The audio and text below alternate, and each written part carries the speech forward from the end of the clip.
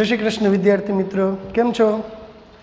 हूँ छुं हेमल अने आपणे भणी रह्या छीए धोरण 12 साइंस के जेनी अंदर आपणे चेप्टर नंबर 13 जेमां सजीवोना जीवन पर असर करता केटलाक अजैविक परिबळो विषे आपणे जोता हता के जेने अंतर्गत आजे आपणे प्रकाश अने जमीन ए बे वस्तु जोवानी थाय। સૌથી પહેલાં આપણે પ્રકાશની વાત કરીએ તો વનસ્પતિ પ્રકાશ શબ્દ આવે એટલે તરત જ આપણે સ્ટ્રાઇક થાય કે ભાઈ પ્રકાશ કેના માટે વનસ્પતિને જોતો હોય? પ્રકાશ છે ને આપણી પૃથ્વી છે બરાબર, એના ઉપર પ્રકાશનો સ્ત્રોત કોણ છે? પૃથ્વી માટે પ્રકાશના સ્ત્રોત તરીકે આપણે સૂર્યને લઈએ છીએ બરાબર ને? સૂર્ય છે એ પ્રકાશનો એક મુખ્ય સ્ત્રોત તરીકે વર્તે છે। સૂર્યમાંથી જે પ્રકાશ આવે ને એ વિદ્યુત ચુંબકીય તરંગો સ્વરૂપનો હોય। યાદ રાખજો, સૂર્યમાંથી આવતો પ્રકાશ વિદ્યુત ચુંબકીય તરંગ સ્વરૂપે પૃથ્વી ઉપર પહોંચે છે। હવે આ વિદ્યુત ચુંબકીય તરંગો છે ને એ ત્રણ પ્રકારના હોઈ શકે છે: ટૂંકી તરંગ લંબાઈ ધરાવતા, દ્રશ્ય વર્ણપટ અને લાંબી તરંગ લંબાઈ ધરાવતા। આ વિદ્યુત ચુંબકીય તરંગો કેટલા પ્રકારના છે? ત્રણ। કયા ત્રણ પ્રકારના થશે? ટૂંકી તરંગ લંબાઈવાળા, દ્રશ્ય વર્ણપટ અને લાંબી તરંગ લંબાઈવાળા ત્રણ પ્રકારના વિદ્યુત ચુંબકીય તરંગો જોવા મળે છે। ટૂંકી તરંગ લંબાઈવાળા કિરણો કોને કહેવાય? 400 નેનોમીટરથી ઓછી તરંગ લંબાઈ હોય ને જેની, એને ટૂંકી તરંગ લંબાઈવાળા કિરણો કહેવામાં આવે છે। ટૂંકી તરંગ લંબાઈવાળા કિરણો કોને કહેશું આપણે? એવા કિરણો કે જેની તરંગ લંબાઈ 400 નેનોમીટર કરતાં ઓછી છે તેને ટૂંકી તરંગ લંબાઈવાળા કિરણો કહેવામાં આવે છે। એવા કિરણો કે જેની તરંગ લંબાઈ 400 થી 700 નેનોમીટરની વચ્ચે હોય ને એને દ્રશ્ય વર્ણપટ કહેવામાં આવે છે, અને એવા કિરણો કે જેની તરંગ લંબાઈ 700 નેનોમીટર કરતાં વધુ હોય ને એને લાંબી તરંગ લંબાઈવાળા કિરણો કહેવામાં આવે છે। ત્રણ પ્રકારના કિરણો આપણે જોયા: ટૂંકી તરંગ લંબાઈવાળા કિરણો હોય, દ્રશ્ય વર્ણપટના કિરણો હોય અને લાંબી તરંગ લંબાઈવાળા કિરણો હોય। જે પૈકી ટૂંકી તરંગ લંબાઈવાળા કિરણો કે જેની તરંગ લંબાઈ 400 નેનોમીટર કરતાં ઓછી હતી એમાં કેનો સમાવેશ થાય? એમાં ક્ષ કિરણો અને કોસ્મિક રેઝ એનો સમાવેશ થાય છે। અને દ્રશ્ય વર્ણપટ કે જે 400 થી 700 નેનોમીટર તરંગ લંબાઈવાળું હોય એની અંદર જે આપણે જાનીવાલી પીનારા એનો સમાવેશ થાય છે। પછી આવે લાંબી તરંગ લંબાઈવાળા કિરણો, તો એની અંદર આવશે રેડિયો તરંગો અને માઇક્રો તરંગો। આ બે લાંબી તરંગ લંબાઈવાળા કિરણો છે। આ સિવાય એક લાંબી તરંગ લંબાઈવાળું કિરણ આપણે પ્રદૂષણવાળા પાઠમાં ભણ્યા, એનું નામ જરાક રિકોલ કરો, હું 1 મિનિટ રહીને બોલું। યાદ આવે છે? ક્યુ કિરણ આપણે ક્યાં લાંબી તરંગ લંબાઈવાળા કિરણો આપણે પ્રદૂષણવાળા પાઠની અંદર લાસ્ટ ટોપિકમાં ગ્રીન હાઉસ અસરની અંદર આવેલા હતા? યસ, રાઈટ, ઇન્ફ્રારેડ કિરણો અથવા તો પારરક્ત કિરણો। તમારામાંથી ઘણા બધાને એ નામ યાદ આવી ગયું હશે। તો એ લાંબી તરંગ લંબાઈવાળા કિરણો પહોંચે છે। ઓકે, ફરીથી એક વખત જો સૂર્યપ્રકાશ પૃથ્વી ઉપર પહોંચે એ કયા સ્વરૂપે પહોંચે? આપણે જવાબ દઈશું સૂર્યમાંથી આવતો પ્રકાશ પૃથ્વી ઉપર વિદ્યુત ચુંબકીય તરંગ સ્વરૂપે પહોંચે છે। આ વિદ્યુત ચુંબકીય તરંગો કેટલા પ્રકારના હોઈ શકે છે? આ વિદ્યુત ચુંબકીય તરંગો ત્રણ પ્રકારના હોઈ શકે છે। કયા ત્રણ પ્રકારના? ટૂંકી તરંગ લંબાઈ કે જેની તરંગ લંબાઈ 400 નેનોમીટર કરતાં ઓછી છે એના ઉદર ક્ષ કિરણો અને કોસ્મિક કિરણો। દ્રશ્ય વર્ણપટ કે જેની તરંગ લંબાઈ 700 નેનોમીટર કરતાં 400 થી 700 નેનોમીટરની વચ્ચે છે કે જેની અંદર આપણે મેઘધનુષ્ય, જાનીવાલી પીનારા, વિગ્યોરનો સમાવેશ થાય છે। અને દ્રશ્ય વર્ણપટ કરતાં લાંબી તરંગ લંબાઈ એટલે કે 700 થી વધારે તરંગ લંબાઈવાળા કિરણો કે જેની અંદર આપણે રેડિયો તરંગો, માઇક્રો તરંગો અને ઇન્ફ્રારેડ અથવા પારરક્ત તરંગોનો સમાવેશ કરીએ છીએ। તો આમ સૂર્યપ્રકાશ પૃથ્વી સુધી કયા સ્વરૂપે પહોંચ્યો? વિદ્યુત ચુંબકીય તરંગ સ્વરૂપે પહોંચ્યો। હવે આ તરંગો છે ને એમાંથી કેટલાક વનસ્પતિના યુઝફુલ છે, કેટલાક વનસ્પતિ માટે નોન યુઝ છે। તો પ્રકાશ છે એની પહેલી આવશ્યકતા વનસ્પતિ માટે શું રહી? તો કે આપણે સીધું યાદ આવે કે પ્રકાશ વનસ્પતિની અંદર પ્રકાશ સંશ્લેષણની ક્રિયા કરવામાં મહત્વનો ભાગ ભજવે છે। જો પ્રકાશ હશે તો વનસ્પતિની અંદર પ્રકાશ સંશ્લેષણની ક્રિયા પોસિબલ બનશે, અને જો પ્રકાશ સંશ્લેષણની ક્રિયા પોસિબલ બનશે ને તો જ વનસ્પતિ પોતાનો ખોરાક બનાવે, રાઈટ? અને વનસ્પતિ પોતાનો ખોરાક બનાવશે તો જ પ્રાણીઓને ખોરાક મળી રહેશે, કારણ કે નિવસન તંત્રના મુખ્ય ઉત્પાદક તરીકે વનસ્પતિનો સમાવેશ થાય છે। તો વનસ્પતિ પોતાનો ખોરાક મેળવે, આ ખોરાક પ્રાણીઓને પ્રાપ્ત થાય છે। ઓકે, વનસ્પતિ પોતાનો જે ખોરાક મેળવે એ ખોરાક પ્રાણીઓને આપે છે. તો આમ આહાર શૃંખલા, પોષણ શૃંખલાની શરૂઆત કેના લીધે શક્ય બને છે? સૂર્યપ્રકાશના લીધે શક્ય બને છે. તો આપણે આહાર શૃંખલાની જો શરૂઆત કરવી હોય ને તો એના માટે સૂર્યપ્રકાશ ખૂબ ખૂબ ખૂબ અગત્યના ઘટક તરીકે વર્તે છે. મિત્રો, બીજી આપણે વાત કરીએ ને તો કેટલીક વનસ્પતિ હોય ને એ છાયા ચાહક વનસ્પતિ હોય. કેવી વનસ્પતિ હોય? છાયા ચાહક વનસ્પતિ, શેલો ડ્વેલર્સ. બરાબર, શેડો એટલે કે છાયાની અંદર અન્ય વનસ્પતિની છાયામાં જે વનસ્પતિ પહેલેથી ઉગે છે ને, સમજો તમે એક વસ્તુ કે કોઈ એક સજીવ છે પહેલેથી એ ટાઈપની ક્લાઇમેટિક કન્ડિશનમાં રહેતું હશે ને તો એનું બોડી છે એ ક્લાઇમેટિક કન્ડિશનને એકોર્ડિંગ સેટ થયેલું હશે. કેટલીક એવી વનસ્પતિઓ કે જે પહેલેથી અન્ય વનસ્પતિની છાયામાં જ ઉગે છે. હવે આ વનસ્પતિઓ છે એને તમે તડકામાં ઉગાડશો ને તો નહીં ઉગે. એક એક્ઝામ્પલ તમને આપું હું, હંસરાજ. ઘણા બધા હોટેલ્સ છે, એની આગળ તમે ઘણા મોટા બંગલોઝ હોય એની અંદર એ લોકો ઇન્ડોર પ્લાન્ટ્સ રાખતા હોય છે. આ ઇન્ડોર પ્લાન્ટ્સ શું છે? એ કેવા પ્રકારના પ્લાન્ટ છે કે જેને સીધો સૂર્યપ્રકાશ આપશો ને તમે તો એ ઉગશે નહીં, કારણ કે એનું અનુકૂલન જે પ્રકારનું છે, પહેલેથી અન્ય વનસ્પતિની છાયામાં જ રહે છે તો એ પહેલેથી છાયામાં રહેવા માટે જ અનુકૂલિત થયેલા છે. તો એટલા માટે આ વનસ્પતિ છે તેને ઇન્ડોર પ્લાન્ટ્સ તરીકે આપણે ઉપયોગમાં લઈએ છીએ. તો આ વનસ્પતિ રહીને એને તમે ઓછો સૂર્યપ્રકાશ આપશો ને તો જ પોતાનું કામ યોગ્ય રીતે કરી શકશે, તો જ યોગ્ય દરે પ્રકાશ સંશ્લેષણ દર્શાવી શકશે. વધુ સૂર્યપ્રકાશની હાજરીમાં એ પોતે પ્રકાશ સંશ્લેષણનો દર એનો ઘટકનો ઘટી જશે અને પોતાનું અસ્તિત્વ જ ટકી નહીં રહે. બરાબર, છાયાચાહક વનસ્પતિ એ એટલે કે છાયાચાહક વનસ્પતિના જીવન ઉપર પણ અસરકારક પરિબળ તરીકે આપણે પ્રકાશને લઈ શકીએ છીએ. પહેલી આપણે ક્યાંની વાત કરી? પહેલી આપણે વાત કરી વનસ્પતિ પ્રકાશ સંશ્લેષણ કરે ને ત્યારે એને ખોરાક ઉત્પન્ન કરે છે. આ પ્રક્રિયા દરમિયાન જે ખોરાક ઉત્પન્ન થયો છે તે ખોરાક બધા જ સજીવો દ્વારા ઉપયોગમાં લઈ શકાય છે. બરાબર, ઉર્જાના સ્ત્રોત તરીકે સમગ્ર જીવાવરણને એ ખોરાક પ્રાપ્ય થાય છે. એટલે કે સ્વયંપોષી સજીવો માટે પ્રકાશ ખૂબ અગત્યનું પરિબળ છે. જંગલોમાં કેટલીક નાની વનસ્પતિઓ કે જે છોડ અથવા ક્ષુપ સ્વરૂપની હોય છે અને પહેલેથી ઓછા પ્રકાશવાળી પરિસ્થિતિમાં જીવવા માટે અનુકૂલિત થયેલી હોય છે ને એટલા માટે એને તમે ઓછો પ્રકાશ આપશો ને તો હજી પોતાનું દેહધાર્મિક ક્રિયાઓ યોગ્ય દરે કરી શકશે. એટલે એના માટે પ્રકાશ છે એની ઓછી માત્રા આવશ્યક છે. બરાબર, પછી એક વાત છે પ્રકાશ અવધિ. પ્રકાશ અવધિ ઉપર પણ પ્રકાશની અસર થાય છે. એક 11મા ધોરણની અંદર પહેલા ચેપ્ટરની અંદર એક શબ્દ આવતો હતો કે ઋતુ આધારિત પ્રજનન કરનારા સજીવો. કેવા સજીવો? ઋતુ આધારિત પ્રજનન કરનારા સજીવો. કેને આપણે ઋતુ આધારિત પ્રજનન કરનારા સજીવો કહીએ છીએ? તો કે કેટલાક એવા સજીવો કે જે ચોક્કસ સિઝનની અંદર જ પ્રજનન કરે. કેની અંદર પ્રજનન કરે છે? કોઈ ચોક્કસ સિઝન હોય ને એની અંદર જ જો કોઈ સજીવ પ્રજનન કરતા હોય ને તો એને ઋતુ આધારિત પ્રજનન કરનારા સજીવો તરીકે ઓળખવામાં આવે છે. તો આ ઋતુ આધારિત પ્રજનન કરનારા જે સજીવો છે ને એના જીવન ઉપર પ્રકાશની પરિબળ બહુ મહત્વનો ભાગ ભજવે છે. લાઈક એક ઉનાળાની જ્યારે શરૂઆત થશે ને, જોજો મિડ ઉનાળાની જ્યારે શરૂઆત થતી હશે ને ત્યારે એક એવી પરિસ્થિતિ હશે ને, લાઈક શિયાળાની અંદર તમે જુઓ તો મોડો સૂર્યોદય થાય અને વહેલો સૂર્યાસ્ત થઈ જાય. બરાબર, હવે માર્ચ મહિનો જે હશે ને એની અંદર એવું હોય છે ને કે થોડુંક હજી સૂર્યોદય છે એ થોડોક મોડો શરૂ થયો છે. બરાબર, થોડોક વહેલો સૂર્યોદય થયો છે અને થોડોક મોડો સૂર્યાસ્ત શરૂ થાય છે. બરાબર, તો આ એક ચોક્કસ સિઝન હશે ને તો જ કેરીની અંદર પુષ્પ સર્જન થાય અને ઋતુ આધારિત પ્રજનન કરનારા સજીવો કહેવાય. કે કેટલાક સજીવો એવા છે એ ચોક્કસ સિઝનની અંદર જ પ્રજનન કરે, થ્રુ આઉટ યર પ્રજનન કરનારા નથી. એ બધું કોને આગળના ચેપ્ટર્સમાં આપણે આવશે. બરાબર, કે એને સિઝનલ બ્રીડર્સ કહેવાય. કેવા કહેવાય એને? સિઝનલ બ્રીડર્સ, કે જે ચોક્કસ ઋતુની અંદર જ પ્રજનન કરે છે. તો આ સજીવોમાં પ્રજનનની ક્રિયા ઉપર પ્રકાશ પ્રાપ્તિનો સમયગાળો એક નોંધપાત્ર અસર દર્શાવે છે. આમ પ્રકાશની તીવ્રતા અને પ્રકાશ પ્રાપ્તિનો સમયગાળો છે ને એ પ્રાણીઓમાં પણ અસર કરે છે. કેના માટે પ્રાણીઓના જીવન ઉપર અસર કરે? પ્રાણીઓ માટે ચારાની શોધ, પ્રજનન અને સ્થળાંતરણ જેવી ક્રિયાઓ માટેના સંકેત તરીકે ઉપયોગમાં લેતા હોય છે. ઘણા બધા જે સ્થળાંતરિત કરનારા સજીવો છે એ સજીવો સંકેત તરીકે, લાઈક ઓલા જે આપણા ગુજરાત રિજનની અંદર ઘણા બધા માઇગ્રેટરી બર્ડ્સ આવતા હોય છે. તો આ માઇગ્રેટરી બર્ડ્સ છે એને કેવી રીતે ખબર પડે કે હવે આપણે આપણા ઘરે જવાનો સમયગાળો થઈ ગયો?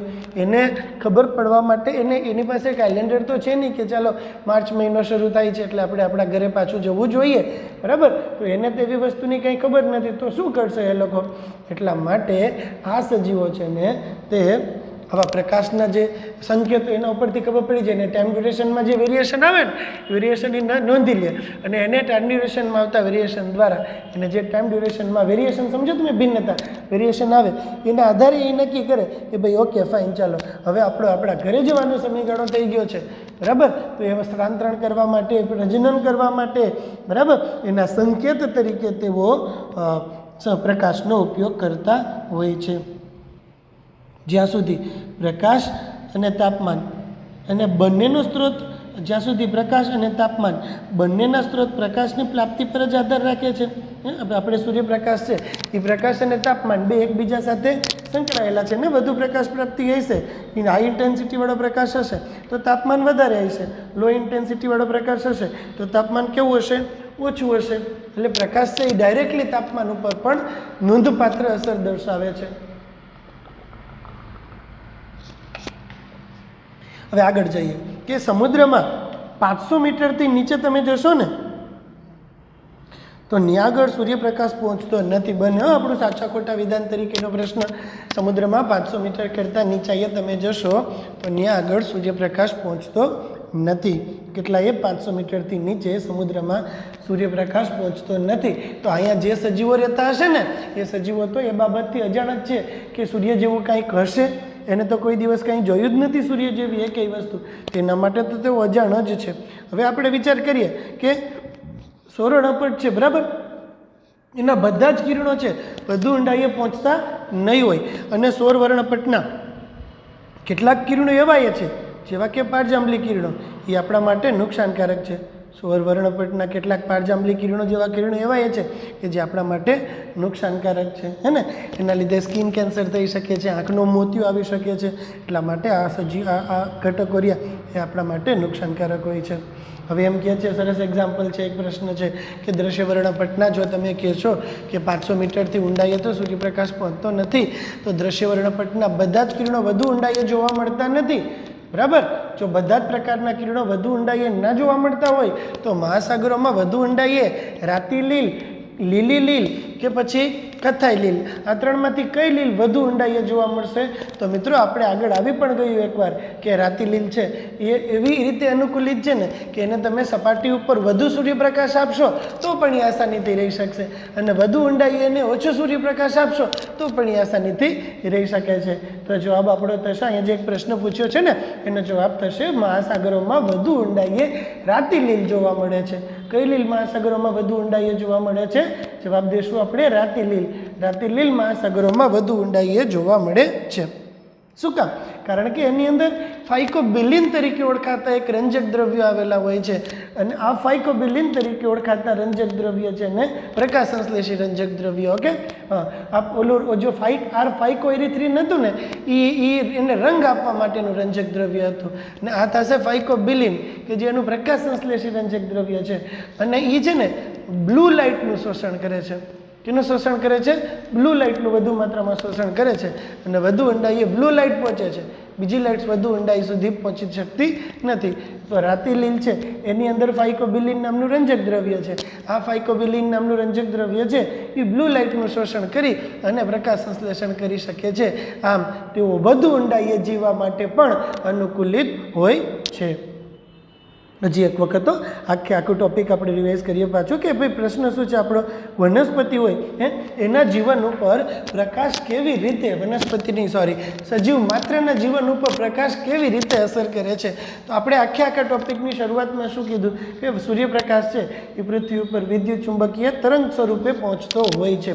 વિદ્યુત ચુંબકીય તરંગ સ્વરૂપે પહોંચતો આ સૂર્યપ્રકાશ 3 પ્રકારના તરંગો ઉત્પન્ન કરે છે. એક લાંબી તરંગ લંબાઈવાળા દ્રશ્ય વર્ણપટ અને ટૂંકી તરંગ લંબાઈવાળા, જેમાંથી ટૂંકી તરંગ લંબાઈ કહીએ તો 400 નેનોમીટરથી ઓછું ક્ષ-કિરણો અને કોસ્મિક કિરણો અને દ્રશ્ય વર્ણપટ કહીએ તો 400 થી 700 નેનોમીટર કે જાની વાલી પીનારા અને વધુ તરંગ લંબાઈવાળા કિરણો કહીએ તો એ થશે 700 નેનોમીટરથી વધુ તરંગ લંબાઈવાળા રેડિયો તરંગો, માઇક્રો તરંગો વગેરે.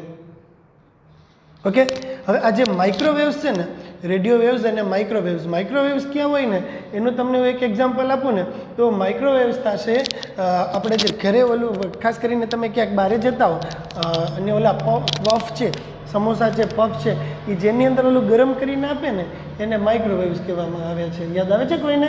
સેન્ડવિચ ખાવા ગયા છે, પફ ખાવા ગયા છે તો એ માઇક્રોવેવની અંદર ગરમ કરી અને પછી આપણે આપતા હોય છે તો એ માઇક્રોવેવ્સ કહેવામાં આવે. એટલે જે હાઈ ઇન્ટેન્સિટીવાળી જે તરંગ લંબાઈ હોય ને એની પાસે હીટ વધારે હોય, ગરમી વધારે હોય. કેવી હોય એની પાસે? વધારે હોય, હીટ વધારે હોય એની પાસે, વધુ તરંગ લંબાઈવાળા કિરણો પાસે. પછી આપણે એમ કીધું કે પ્રકાશ છે એ તો પ્રકાશ સંશ્લેષણ માટે જોઈએ. પ્રકાશ સંશ્લેષણ થાય તો વનસ્પતિ પોતાનો ખોરાક બનાવી શકે, અને જો વનસ્પતિ પોતાનો ખોરાક બનાવી શકે ને તો જ પ્રાણીઓ પોતાનો ખોરાક મેળવી શકે છે. તો આમ દરેક સજીવે છે આહાર શૃંખલાની શરૂઆત કરવી હશે ને તો એના માટે પ્રકાશ એક અગત્યના પરિબળ તરીકે વર્તે છે. પછી આપણે છાયાચાહક વનસ્પતિની વાત કરી કે જેમાં આપણે એમ જોયું કે કેટલીક વનસ્પતિ કે જે નિરંતર અન્ય વનસ્પતિની છાયામાં જ વસવાટ કરે છે ને તેઓ ઓછા પ્રકાશમાં પોતાની જાતને વધુ અનુકૂલિત કરી શકે છે. એના પછીના ટોપિકની અંદર આપણે પ્રકાશ અવધિ વિશે વાત કરી. પ્રકાશ અવધિ એટલે શું? એક ચોક્કસ સમયગાળા સુધી પ્રકાશ પ્રાપ્તિ થાય તો જ વનસ્પતિમાં પુષ્પોદ્ભવનો પ્રતિચાર જોવા મળે. આ બાબતને પ્રકાશ અવધિ અથવા તો ફોટો પિરિયોડિઝમ તરીકે આપણે ઓળખીએ છીએ. ઓકે, એટલે એના પછી આપણે કેની વાત કરી કે ભાઈ પ્રાણીઓના જીવન પર પણ અસર કરે. પ્રાણીઓ ચારાની શોધ, પ્રજનન અને સ્થળાંતરણ જેવી પ્રક્રિયાઓ દર્શાવવા માટેના એક સંકેત તરીકે પ્રકાશ પ્રાપ્તિના સમયગાળાને લેતા હોય છે. રાઈટ. પછી આપણે કેની વાત કરી? પછી આપણે એવું કીધું કે દરિયાની સપાટી છે એના 500 મીટર ઊંડે સુધી સૂર્યપ્રકાશ પહોંચે, એનાથી બધાય તરંગો પહોંચતા નથી. પછી એવું કીધું આપણે કે સૂર્યમાંથી આવતા પારજાંબલી કિરણો છે એ આપણા માટે નુકસાનકારક છે. તેના કારણે કેન્સર, સ્કિન કેન્સર, આંખના મોતિયા જેવા રોગો પણ થઈ શકે છે. પછી આપણે એવું કીધું કે દરિયાની અંદર વધુ ઊંડાઈવાળો જે વિસ્તાર છે ને ત્યાં આગળ રાતી લીલ, બદામી લીલ અને લીલી લીલ એમાંથી કઈ લીલ જોવા મળે? આમાં પૂછેલો પ્રશ્ન છે. આપણે જવાબ દીધો કે ભાઈ રાતી લીલ એ કેવા પ્રકારની લીલ છે કે જે બધે જોવા મળશે. જવાબ એનો શું થશે? જવાબ એનો કંઈક એવો થશે કે રાતી લીલમાં ફાઇકોબિલિન રંજક દ્રવ્ય છે અને આ ફાઇકોબિલિન છે ને એ બ્લુ રંગના પ્રકાશનું શોષણ કરે છે અને વધુ ઊંડાઈ સુધી બ્લુ રંગનો પ્રકાશ પેનિટ્રેટ કરી શકે છે. એટલા માટે તેઓ વધુ ઊંડાઈએ પણ સરળતાથી રહી શકે છે. ઓકે, તો આ આપણે વાત કરી પ્રકાશની. હવે કદાચ બધાને પ્રકાશ એકદમ મસ્ત મજાનો સમજાઈ ગયો હશે. રેડી ને પ્રકાશ? ચાલો ફાઇન. હવે આપણે લઈએ જમીન. છેલ્લો એક પરિબળ છે. પહેલાં તાપમાનની વાત કરી આપણે, પછી આપણે પાણીની વાત કરી. તાપમાનની અંદર બે પ્રશ્ન આપણે જોયા હતા કે યુરીથર્મલ અને સ્ટેનોથર્મલ તાપમાનમાં આવતા વેરિએશનને સહન કરી શકે તો યુરીથર્મલ અને ના કરી શકે તો સ્ટેનોથર્મલ. પછી ક્ષાર સંકેન્દ્રણની વાત કરી હતી. ક્ષાર સંકેન્દ્રણમાં આવતા ફેરફારને સહન કરી શકે તો યુરી એલાઇનને ના કરી શકે તો સ્ટેનો એલાઇન કહેવામાં આવે છે. રાઈટ. પછી પ્રકાશની વાત કરી. હવે આજે આ ટોપિક પૈકીનો છેલ્લો ટોપિક કે જેને આપણે જમીન કહીએ છીએ, ભૂમિ કહીએ છીએ, એનો આપણે વાત કરવાની છે. તો ભૂમિ છે ને વિવિધ સ્થાનો ઉપર જમીનની પ્રકૃતિ અને ગુણધર્મ જુદા જુદા હોય છે. રાઈટ ને? અલગ અલગ વિસ્વાટમાં તમે જોશો તો જમીનની પ્રકૃતિ અને જમીનના ગુણધર્મ બંને ફરી જશે. હોય ને? અલગ અલગ વસવાટમાં જમીનની પ્રકૃતિ અને જમીનના ગુણધર્મો બંને કેવા હશે? અલગ અલગ હશે. કોના ઉપર આધાર રાખશે? બંને આપણો પ્રશ્ન. હા, જમીનની પ્રકૃતિ અને જમીનના ગુણધર્મો છે ને એ તેની આબોહવા, અપક્ષયન અથવા તો વેધરિંગ પ્રોસેસ અને માટી કે ભૂમિ એક જગ્યાએથી બીજી જગ્યાએ કેવી રીતે સ્થળાંતરણ પામી અને અવસાદન પામે છે ને તેના ઉપર આધાર રાખે છે. જમીનની પ્રકૃતિ અને તેના ગુણધર્મો અલગ અલગ જગ્યાએ કેવા હોય છે? અલગ અલગ પ્રકારના હોય છે. હે ને? કે એટલે તમે જુઓ, વિચાર કરો કે ભારતની અંદર બધા વિસ્તારોમાં બધા પ્રકારના પાક ના થાય. થશે? બધા વિસ્તારમાં બધા પ્રકારના પાક ના થાય. આપણે ખાસ કરીને સૌરાષ્ટ્ર રિજનની આપણે વાત કરીએ, કાઠિયાવાડની આપણે વાત કરીએ તો આપણા વિસ્તારની જે જમીન છે ને એ મગફળી અને કપાસ માટે વધુ અનુકૂલિત છે. કદાચ તમને નહીં ખબર હોય કે મગફળીના ઉત્પાદનમાં ટોપ 3 આખા ભારતની અંદર તમે ટોપ 3 સ્ટેટ્સ લઈ લ્યો ને તો એ ટોપ 3 સ્ટેટ્સની અંદર મગફળીના ઉત્પાદનમાં ભારતનો કપાસ અને મગફળી બેના ઉત્પાદનમાં ગુજરાતનો રેન્ક આવે છે, સ્પેશિયલી કાઠિયાવાડનો રેન્ક આવે છે. તો લાઇકવાઇઝ શું કામ? કારણ કે આપણે કહીએ જ છીએ કે ભૂમિના ગુણધર્મ છે એ બધી જગ્યાએ એક સરખા નથી હોવાના. વસવાટ ફરે ને એમ ભૂમિના ગુણધર્મો ફરી જતા હોય. તો વળી પાછો નવો પ્રશ્ન થયો કે કેના ઉપર આધાર રાખશે ભૂમિના ગુણધર્મો? જવાબ થશે ભૂમિના ગુણધર્મો ત્યાંની આબોહવા. અપક્ષયન એટલે કે વેધરિંગ પ્રોસેસ. વેધરિંગ એટલે શું? અપક્ષયન અથવા વેધરિંગ એટલે છે શું? નવો શબ્દ છે આપણા માટે. એનો અર્થ કંઈક આવો થાય કે તાપમાન છે, પાણી છે, અન્ય સજીવો છે, વનસ્પતિ છે, પ્રાણી છે, ઓકે, આ બધા પરિબળોની અસર હેઠળ ખડકો તૂટે. શું થશે? આ બધા પરિબળોની અસર હેઠળ ખડકો તૂટશે. ખડકો તૂટે અને એમાંથી મિનરલ્સ છૂટા પડે, ખનિજ આયનો એમાંથી છૂટા પડે. ખડકો તૂટે એમાંથી ખનિજ આયનો છૂટા પડે અને છૂટા પડેલા આ ખનિજ આયનો ભૂમિના નિર્માણમાં સંકળાય. આ પ્રક્રિયાને વેધરિંગ અથવા તો અપક્ષયન કહેવામાં આવે છે. ઓકે, હવે જો વેધરિંગ થાય પછી ઓલા ભૂમિના ઘટકો છૂટા પડે, અવસાદન પામી અને અન્ય જગ્યા સુધી પહોંચતા હોય છે. એના ઉપર આધાર રહેલો હોય છે. ભૂમિની વિવિધ લાક્ષણિકતાઓ છે, જેવી કે ભૂમિની રચના, એ કણોનું કદ, કણોનું સામૂહિકરણ અને અંતઃશ્રવણ ક્ષમતા અને જલધારક શક્તિ નક્કી કરે છે. ભૂમિની અંતઃશ્રવણ ક્ષમતા અને જલધારક શક્તિ કોણ નક્કી કરે છે? જવાબ આપણે આપીએ. પ્રશ્ન શું છે આપણો હવે પછીનો? કે ભૂમિની અંતઃશ્રવણ ક્ષમતા અથવા તો જલ સંગ્રહ ક્ષમતા શું નક્કી, કોના દ્વારા નક્કી થઈ છે?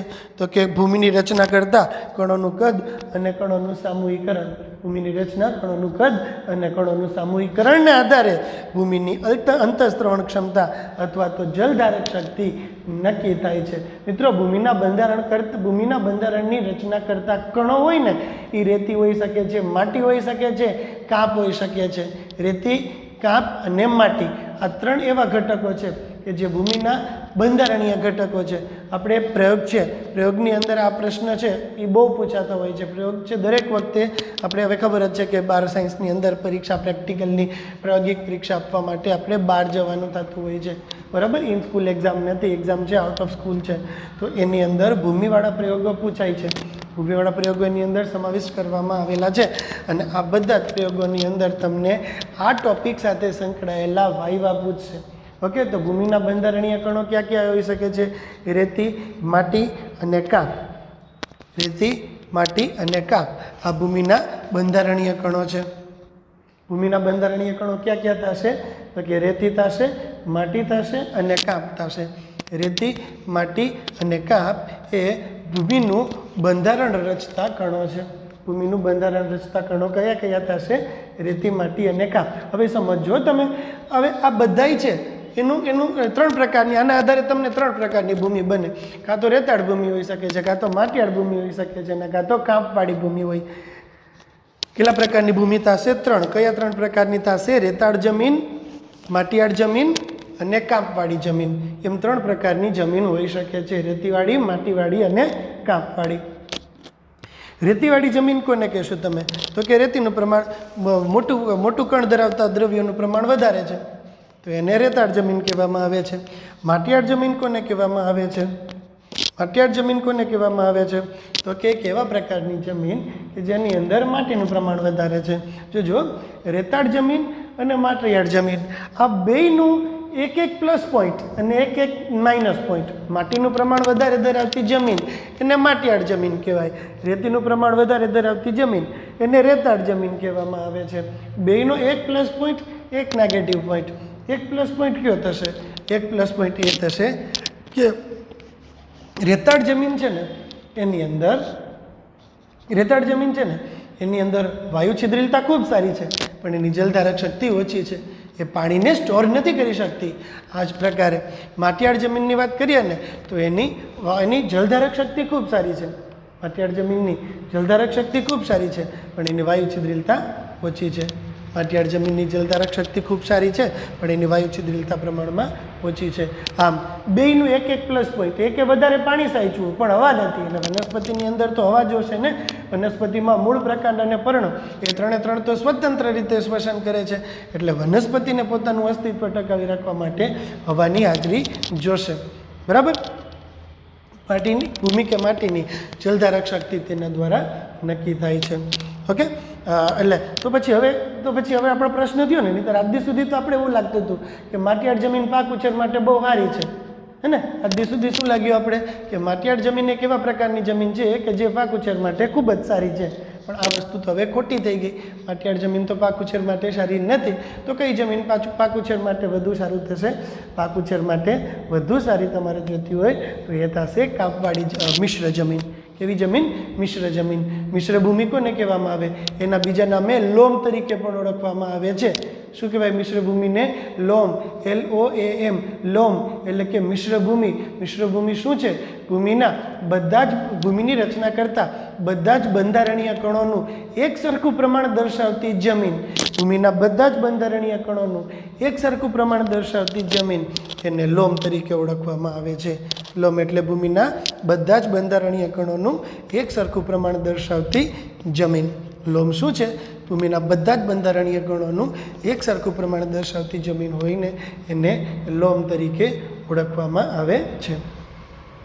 ઓકે, ચાલો આગળ. એટલે આ થઈ આપણે એક્સ્ટ્રા માહિતી કે જે તમારે કેના માટે જોશે?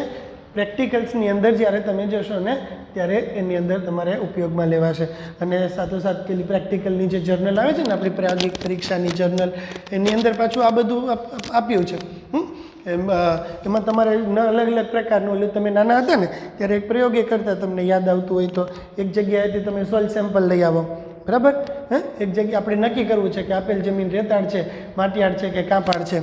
એ કેવી રીતે નક્કી કરાય? કોઈ એક જગ્યાએ જાઓ તમે, ત્યાં જઈને સોઇલ સેમ્પલ લઈ આવો. એટલે સોઇલ સેમ્પલ એટલે કે ભૂમિનો નમૂનો. ગુજરાતીમાં ભૂમિનો નમૂનો, ઇંગ્લિશમાં એને સોઇલ સેમ્પલ કહેવાય. સોઇલ સેમ્પલ તમે ત્યાં જઈ અને લઈ આવ્યા જોજો.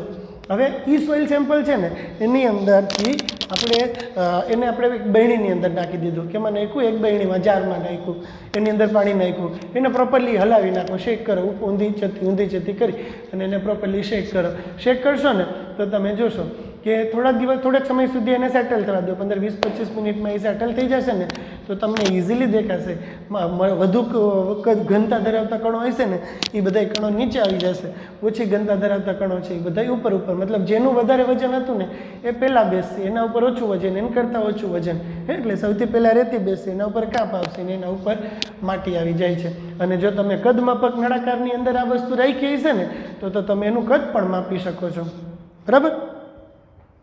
આ પ્રકારે તમે ભૂમિનું બંધારણ નક્કી કરી શકો છો. અને આપણે પ્રેક્ટિકલ છે જ, પ્રેક્ટિકલમાં આપણે એમ જ કરવાનું થાય કે એક જાર કદ માપક નળાકાર લઈ લીધું, એની અંદર રેતી માટી, જે સોઇલ સેમ્પલ તમને આપે એ સોઇલ સેમ્પલ નાખો, એની અંદર પાણી નાખો, એને પ્રોપરલી શેક કરો તો તમને અલગ અલગ બંધારણીય કણોની રચના જોઈ શકાય છે. તો ભૂમિની અંતરક્ષમણ ક્ષમતા અથવા તો જલધારક શક્તિ નક્કી કરી શકે છે. આ સાથે pH, ખનિજનું ગઠન, ભૂતલ એટલે કે સ્થળાકૃતિ અથવા તો ટોપોગ્રાફી જેવા માપદંડો પણ વનસ્પતિ સમાજ નક્કી કરે છે. હે ને? ભૂતલ છે એટલે મતલબ કે બહુ હાર્ડ જમીન હોય તો એ બહુ હાર્ડ જમીનની અંદર બહુ હાર્ડ જમીન છે તો એ બહુ હાર્ડ જમીનની અંદર વનસ્પતિ કંઈ પ્રોપરલી બધી વનસ્પતિ નહીં ઉગી શકે. લાઇકવાઇઝ રણ પ્રદેશમાં એ પ્રકારનું ભૂતલ છે તો એની આગળ એ બધા પ્રકારની વનસ્પતિ ઉગી શકશે નહીં.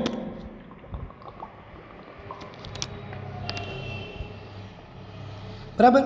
હવે એક વખત જે તે વિસ્તારનો વનસ્પતિ સમાજ નક્કી થાય ને હવે એની આગળથી પ્રાણી સમાજ નક્કી થઈ જશે. પહેલાં આપણે એક વિસ્તારનો શું નક્કી કર્યું? વનસ્પતિ સમાજ. અને વનસ્પતિ સમાજ એકવાર નક્કી થઈ જાય તો એના આધારે પ્રાણી સમાજ પણ નક્કી કરી શકાય છે. જમીન, ફરીથી એક વખત, જમીનની પ્રકૃતિ અને એના ગુણધર્મો વિવિધ સ્થાનો ઉપર જુદા જુદા હોય છે કે જે આબોહવા, અપક્ષયન પ્રક્રિયા, માટી કે ભૂમિ એક જગ્યાએથી બીજી જગ્યાએ કેવી રીતે વહન પામે છે અને કેવી રીતે તેનું અવસાદન થાય છે ને તેના ઉપર આધાર રાખે છે. ભૂમિની વિવિધ લાક્ષણિકતાઓ જેવી કે ભૂમિની રચના, કણોનું કદ અને કણોનું સમૂહકરણ જ જે તે વિસ્તારની ભૂમિની જલધારક શક્તિ કે અંતઃસ્ત્રવણ શક્તિ નક્કી કરે છે.